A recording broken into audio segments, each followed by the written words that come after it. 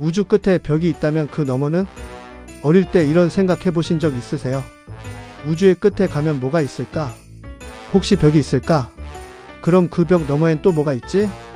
생각하다 보면 머리가 어질어질해지죠. 근데 이게 어린애 같은 질문이 아니에요. 물리학자들도 지금 이 질문을 붙잡고 씨름하고 있어요. 우주는 유한할까요? 무한할까요? 끝이 있다면 그 너머엔 뭐가 있을까요? 끝이 없다면 그 무한함은 대체 어떤 의미일까요? 오늘은 인간이 던질 수 있는 가장 큰 질문 앞에 서보겠습니다. 유한하지만 끝이 없다, 우주의 역설. 먼저 충격적인 사실 하나를 말씀드릴게요. 현재 과학이 말하는 우주는 유한하지만 끝이 없을 수 있습니다. 말이 안 되는 것 같죠? 비유를 들어볼게요. 지구 표면을 생각해 보세요. 지구는 크기가 유한해요.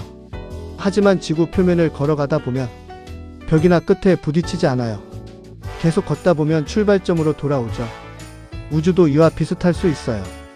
3차원적으로 구부러진 공간이라서 끝없이 나아가도 어느 순간 출발점으로 돌아올 수 있는 구조.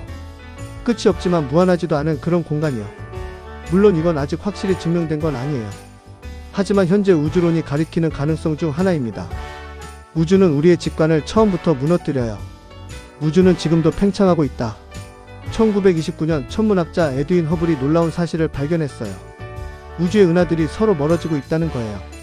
모든 방향에서 모든 은하가 우리로부터 멀어지고 있었어요. 이게 의미하는 건 하나예요. 우주 자체가 팽창하고 있다는 것. 풍선을 생각해 보세요.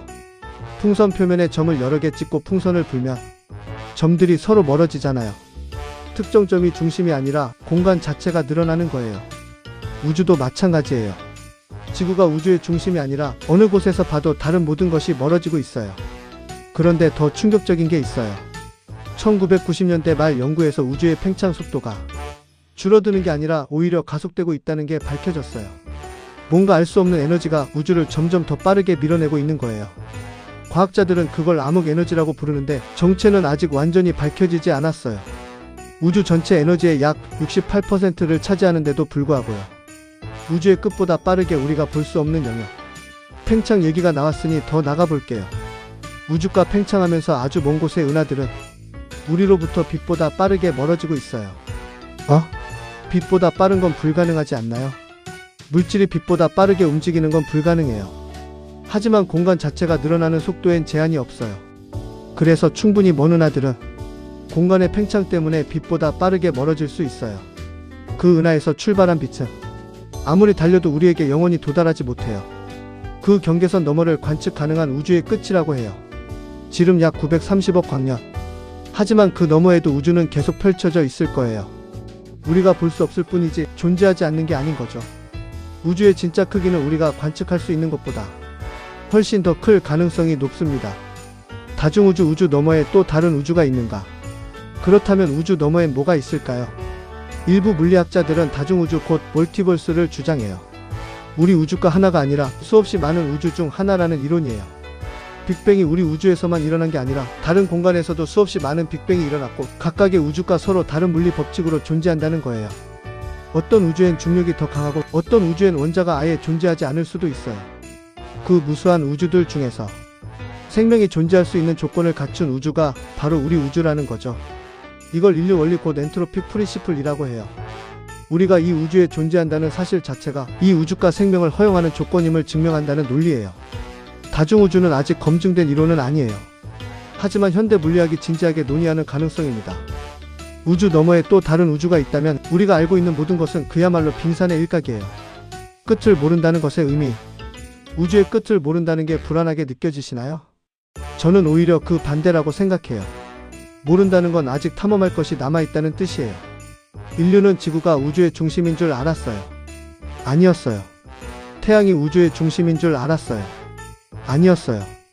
우리 은하가 전부인 줄 알았어요. 아니었어요. 매번 더 큰 세계가 열렸어요. 그리고 지금 우리는 또 묻고 있어요.